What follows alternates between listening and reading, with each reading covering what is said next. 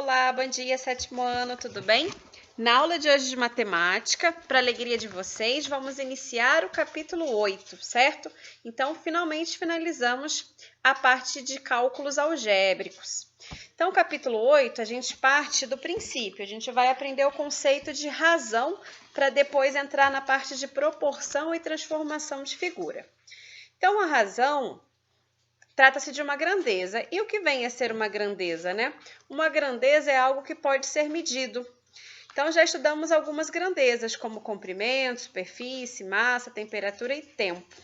Agora estudaremos algumas relações entre duas grandezas, considerando a razão entre seus valores. Então, vamos acompanhar aqui na imagem. A razão entre a quantidade de dentes da engrenagem B e a quantidade de dentes da engrenagem A é... Então, basta você avaliar aqui os valores e fazer justamente a razão, ou seja, a relação entre elas. Um detalhe é que, primeiramente, você vai colocar o valor da engrenagem B e no denominador o valor da engrenagem A. Lembrando, né, que razão nada mais é do que uma fração, ou seja, vou fazer uma divisão aqui para encontrar a quantidade de giros da engrenagem A para um giro completo da engrenagem B, tá?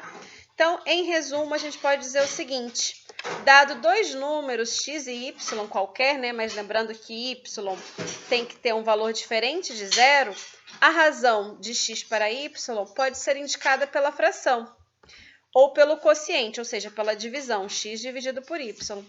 Nesta razão, lê-se x está para y, tá? Então, aqui colocou-se letras, mas poderia ser números, tá? Note que ao escrevermos uma razão, podemos considerar a ordem em que a comparação é feita. Por exemplo, se invertermos a ordem na comparação anterior, ou seja, se escrevermos a razão entre a quantidade de dentes da engrenagem A e a quantidade de dentes da engrenagem B, teremos, tá vendo? Aqui é o contrário. Dessa forma, o meu resultado será diferente. Se eu colocar aqui no numerador a engrenagem A e no denominador a quantidade de dentes da engrenagem B, eu vou resultar num valor diferente do que vimos agora há pouco. Então, a razão 30/12 representa a quantidade de voltas da engrenagem A para um giro completo da engrenagem B. Já a razão 12/30 representa a quantidade de voltas da engrenagem B para um giro completo da engrenagem A. Então, nesse caso, dizemos que essas razões, uma é o inverso da outra, tá? E como que a gente pode tirar uma conclusão com relação a isso, né? Uma razão, ela só é inversa à outra se o produto entre elas for igual a 1. Então, a razão 4/5 é inversa à razão 5/4 e vice-versa, pois. Então, lembrando, produto é o resultado de uma multiplicação. Então, lembra do conceito de multiplicação entre frações? Eu vou multiplicar numerador com numerador e denominador com denominador. Fazendo essas continhas, né? 4 vezes 5, 20. 5 vezes 4 também 20. Dividindo um pelo outro, 1. Ok? Agora a gente vai verificar alguns casos de razão bastante usadas em nosso dia a dia, tá? E, nesse caso, elas recebem nomes especiais, tais como densidade demográfica, que você deve ter ouvido falar isso em geografia, escala, velocidade média, que vocês vão aprender em física, densidade de um corpo, que vocês vão aprender em química, e porcentagem, que já é habitual de vocês. Então, a seguir, vamos estudar cada uma delas. A gente tem alguns exemplos aqui, tá? Demonstrando a aplicabilidade da razão. Então, a densidade demográfica é a razão entre a quantidade de habitantes e a medida da área de uma região. Essa razão é medida em habitantes por quilômetro quadrado. Então, aqui foi dado alguns dados e representados aqui na forma de uma razão, tá ok? E aí você consegue tirar conclusões. Por exemplo, esse é o município com a menor densidade demográfica do país. Para se ter uma ideia, a densidade demográfica no Brasil é 22,3 habitantes por quilômetro quadrado. Bem, olha outro exemplo de razão, escala, que é uma razão entre a dimensão de uma produção e as dimensões do objeto apresentado. A reprodução pode ser o mapa de uma cidade, a planta de uma casa, a maquete de um prédio, entre outros. Então, aqui tem um exemplo, tá? Para não ficar muito grande a aula, vamos partir para a próxima.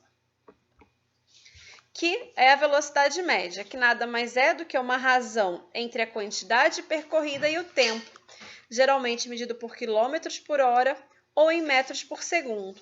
Veja, por exemplo, que a velocidade média de um automóvel que percorre a distância de 260 km em 4 horas pode ser calculada da seguinte maneira. Então, você põe aqui, né, na forma de uma fração e, ao dividir, você encontra o resultado em questão, no caso, a velocidade média, que, como eu disse, é dada em quilômetros por hora. Tá? Ó, densidade de um corpo também, novamente, outro exemplo de razão. Nesse caso, é uma razão entre a massa e o volume de um corpo, em certas condições de temperatura. Geralmente, a densidade é medida em gramas por centímetro cúbico ou quilograma por metro cúbico. Observe, por exemplo, a massa e o volume de 2 cubos, um de madeira e outro de ferro. Então, o problema sempre vai te dar esses valores, você vai colocar na forma de razão e fazer a divisão, tá? Então, aqui, olha como é que é dado a densidade. A massa sempre fica no numerador e o volume embaixo, no denominador. Fazendo a divisão, você encontra a densidade. Ou seja, a madeira, ela é bem mais leve do que o ferro, né? Tanto que a madeira tende a flutuar, né, em água, por exemplo, e o ferro não. Então, como a gente está fazendo esse comparativo, olha que interessante. A densidade da água é 1 grama por centímetro cúbico. Quando um objeto apresenta densidade menor do que a água, ele flutua. Caso contrário, ele afunda. Portanto, se esses 2 cubos forem colocados em um recipiente com água, o de madeira vai flutuar e o de ferro afundar, ok? E, por fim, para terminarmos, o exemplo mais habitual e comum que você já conhece, porcentagem, que nada mais é uma razão que representa a parte considerada em um total de 100 partes iguais. Ela compara a grandeza de uma mesma natureza. Então, olha o exemplo. Em uma sala de aula com 25 alunos, por exemplo, se 15 são meninas, então, lembra que embaixo fica a quantidade total e em cima a quantidade em questão que você quer saber. Só que porcentagem eu tenho que ter um denominador igual a 100. Então, o que você faz aqui? Você acha uma fração equivalente, né? Ou seja, multiplica os dois termos pelo mesmo número. Dessa forma, você encontra aqui a fração decimal para poder achar a porcentagem, ok? Logo, 60% dos alunos dessa sala são meninas. Espero que vocês tenham entendido, tá? É mais a interpretação de dados, coletar e colocar lá na razão e calcular, ok? Então, por hoje é só, pessoal. Vamos praticar por meio das atividades e até a próxima!